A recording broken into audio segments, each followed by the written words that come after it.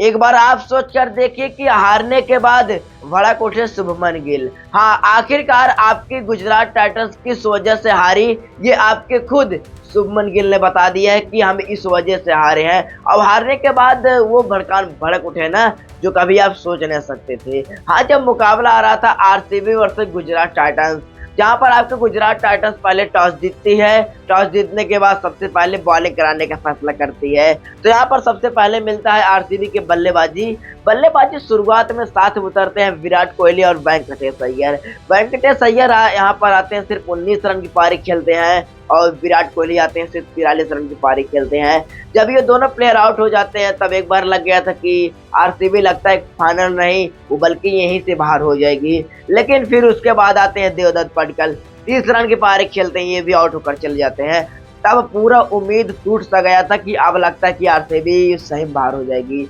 लेकिन फिर वहां पर आते हैं रजत पाटीदार कप्तान वहां पर आते हैं, 33 बॉल पर 93 रन की पारी खेलते हैं और सबको बता देते हैं कि अभी आरसीबी मरी नहीं बल्कि जिंदा है। आरसीबी की टीम में रजत पाटीदार आते हैं, 93 रन की पारी खेलकर जाते हैं। फिर उसके बाद कुणाल पांडे आते हैं, ऑलराउंडर भूमिका निभाते हैं, 43 रन की पारी खेलते हैं और लगभग वो भी 28 बॉल पर। फिर उसके बाद टीम डेविड आते हैं, सिर्फ 4 रन की पारी खेलते हैं। जितेश शर्मा आते हैं, यहाँ पर सिर्फ 15 रन की पारी खेलते हैं और सब प्लेयर आउट होकर चले जाते हैं। यहाँ पर आरसीबी टीम का 5 विकेट गिर गया था और 254 स्कोर बन गया था।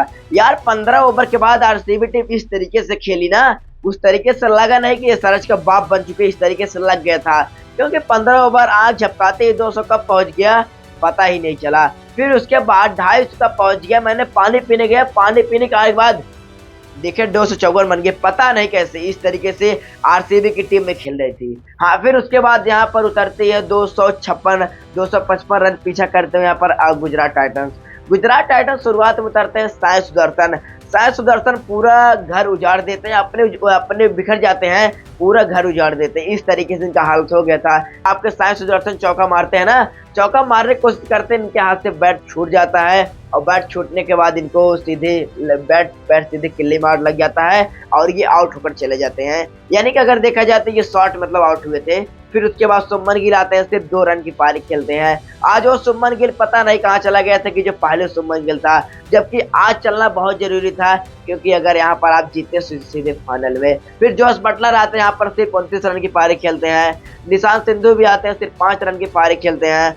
वाशिंगटन सुंदर से 4 रन की पारी। हाँ, यहाँ पर बता दे 5 विकेट गिर गया था, लगभग बता दे तो 50 से 60 रन के अंदर। इस तरीके से गुजरात टाइटंस आज इस तरीके से हारी नहीं बल्कि इतनी बुरी तरीके से हारी है ना, जो कभी आप सोच नहीं सकते थे। हाँ, फिर यहाँ पर जेकब डफी आते हैं, लगभग 1 विकेट लेते हैं। भुवनेश्वर कुमार आते हैं, 1 विकेट ऐसे लेते हैं जिसे पता ही नहीं चलता ये विकेट लिया गया है। फिर जो सजलवुड आते हैं, सिर्फ एक विकेट लेते हैं। राशिद सलामदार आते हैं, फिर जो छोटा सा बच्चा हल्का नटखुट का है, ये दो विकेट लेता है। हाँ, मैंने कहा था प्लेइंग 11 में ना ये प्लेयर लगभग 2 से 3 विकेट लेगा और यहाँ पर लिया भी लगभग 2 विकेट। तो आखिरकार सवाल ये उठता है, आखिरकार हारने के बाद शुभमन गिल क्या भड़क उठे किसी के ऊपर। हाँ, इन्होंने खुद कहा कि आज हमारा कोई प्लेयर नहीं चला, हम नहीं चले और बाकी कोई। साई सुदर्शन अपने पैर पर कुल्हाड़ी मार लिए, जोस बटलर तो चले ही नहीं, निशांत सिंधु चले नहीं, कोई प्लेयर नहीं चला। इसी की वजह से आपके शुभमन गिल पूरी तरीके से गुस्सा चुके हैं कि ये मुकाबला हमारे लिए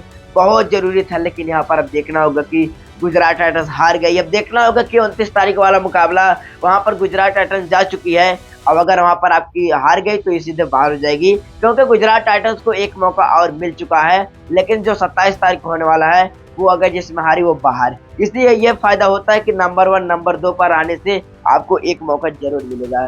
तो बाकी आप बताना, आखिरकार जो हार के बाद भड़के हैं क्या इसी वजह से भड़के हैं, बताना जरूर। क्या आपको लगता है कि आरआर टीम फाइनल जीतेगा या फिर आरसीबी, बताना जरूर एक बार। तब तक के लिए जय हिंद, जय भारत।